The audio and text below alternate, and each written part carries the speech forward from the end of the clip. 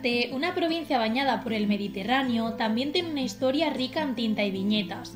Aunque muchas veces eclipsada por grandes ciudades como Barcelona o Madrid, aquí también nacen artistas con resistencia y talento, desde míticos historietistas hasta nuevos nombres relevantes hoy en día.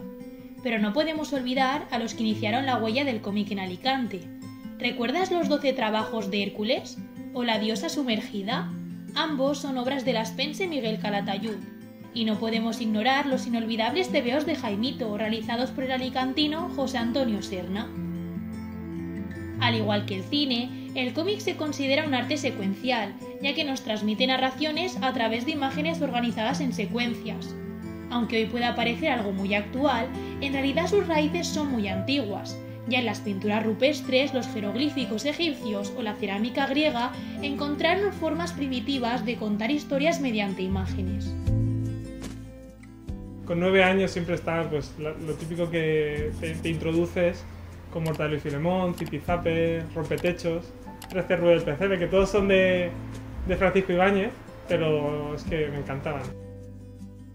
Bueno, yo el cómic lo entiendo como un medio de comunicación con un lenguaje muy particular, que además cada autor lo puede hacer y moldear mucho a su manera, ¿no? Que eso también es una de las grandes libertades que te da, ¿no? Es algo que tú puedes trabajar con eso y hacerlo muy tuyo, ¿no? Cuando me explicaban cosas en el colegio yo no las entendía si no tenía una imagen de apoyo.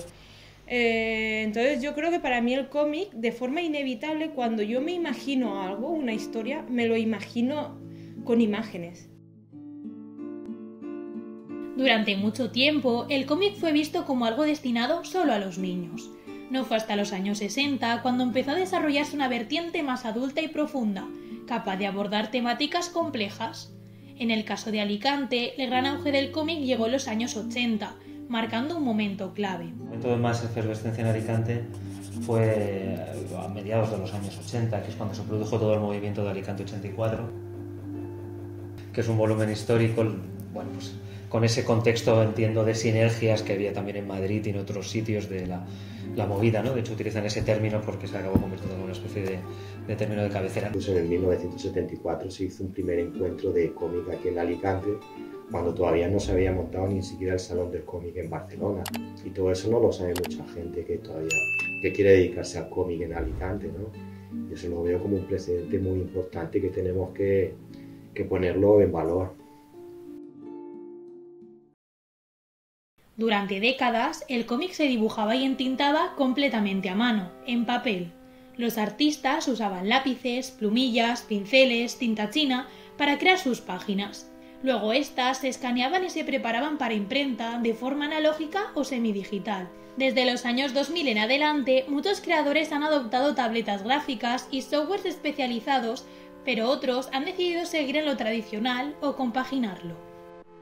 Yo trabajo el dibujo a lápiz porque necesito como esa conexión un poco con el papel, pero es cierto que la etapa de tinta me cuesta mucho, entonces no la hago a mano. Esa ya escaneo, la paso en el ordenador y entinto con el ordenador y el color también lo hago así.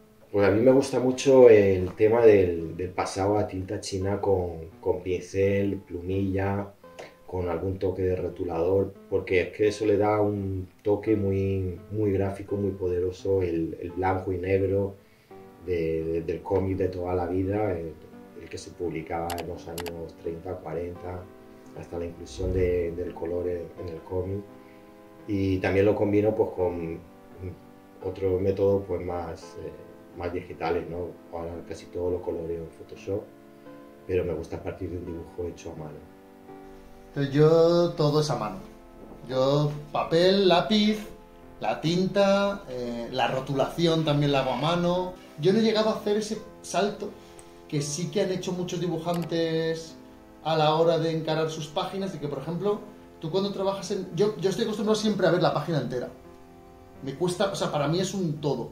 Pero hay gente que ha sabido ya luego trabajar con zoom, ¿no? En el sentido de que, claro, para poder dibujar en digital tú te tienes que acercar a esa viñeta concreta y tal. Y ahí es que me di cuenta que es verdad, que en los tiempos que corren, la tableta gráfica, los programas, pues te dan tantas facilidades que al final es muy importante saber usarla, y yo creo que es igual de válida que el dibujo tradicional. La industria del cómic en España ha crecido de manera significativa en los últimos años, tanto en volumen de publicaciones como en número de lectores. Las editoriales Panini España, ECC, Planeta y Norma dominan el mercado nacional, concentrando entre ellas alrededor del 60% de los títulos, con Panini liderando el ranking con más de 860 publicaciones anuales. Este incremento ha sido impulsado por una fuerte presencia de traducciones, que representan más del 80% del total, siendo el manga japonés el principal motor de este crecimiento, por encima incluso de las historietas europeas. ¿Está el manga arrebatando lugar al cómic tradicional europeo o es un apoyo? Yo creo que es más bien a ver, no digo que las editoriales lo hagan todo bien, pero creo que hay un problema de base previo, que es un problema de que no hay tanto público. Se publica mucho, se publica prácticamente de todo, pero se intuye, porque las cifras de ventas, excepto para casos muy puntuales en que se ha llegado muy lejos, entonces sí que se publicita, las cifras de ventas son una especie de secreto de Estado en el caso del mercado editorial del cómic, con lo cual se intuye que las cifras son relativamente pequeñas. Sigue relacionando el cómic con una lectura infantil o juvenil, y cuando luego vas a las tiendas de cómic sí que hay gente joven, pero en este sentido ya no sería el cómic lo utilizamos como concepto global, como hiperónimo, pero es el manga el que sí que tiene ese nicho, ese interés, pero tampoco todos los adolescentes son lectores de manga. Sí que he hecho en falta algún tema relacionado más con el cómic más clásico o el llamado TVO, porque aquí en Alicante también hemos tenido grandes maestros como Antonio Escolano,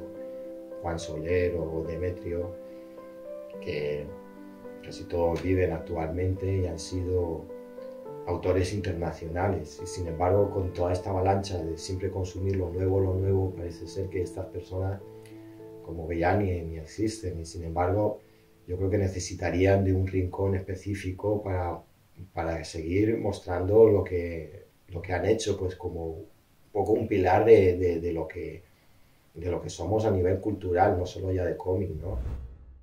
Pues que aquí no se ha cuidado una industria autóctona. Entonces, pero eso no es culpa del manga, y como TVO hay TVO japoneses que son buenísimos. A mí hay un montón de autores, yo qué sé, Soejiro Maruo, Shintaro Kago. Bueno, y al final también el manga ha ayudado a crear muchos lectores que de otra manera se hubiesen acercado al cómic clásico europeo. Y también, por otro lado, hay editoriales que antes no editaban manga y han empezado a editar manga, y gracias a estas ventas también están pudiendo sostener mejor la editorial.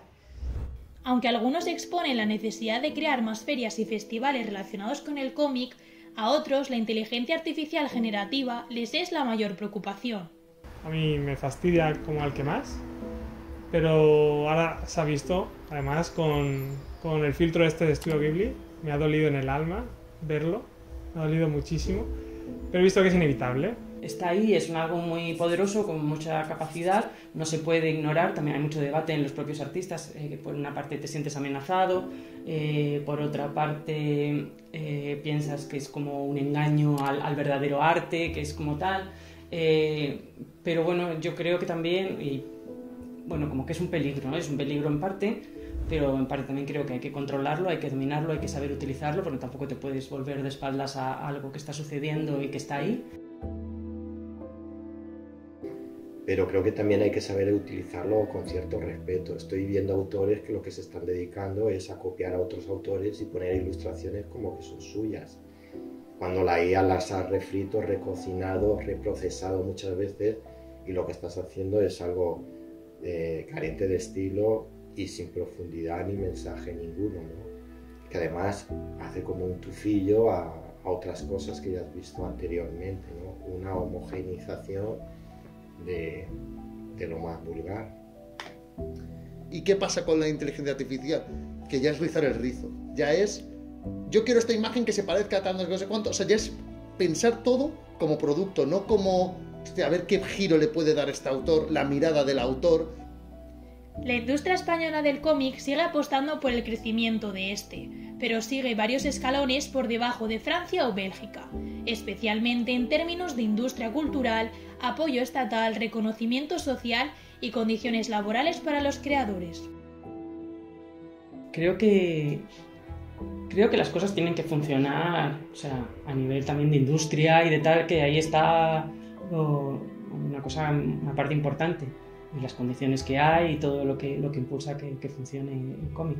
Pero evidentemente si las instituciones se implican, pues es un apoyo grande, es un apoyo de visibilidad, es un apoyo de puntos de encuentro, es un apoyo de venta, porque bueno, si se organizan cosas en institutos, en coles, en bibliotecas, pues la gente conoce lo que se está haciendo y te sigue.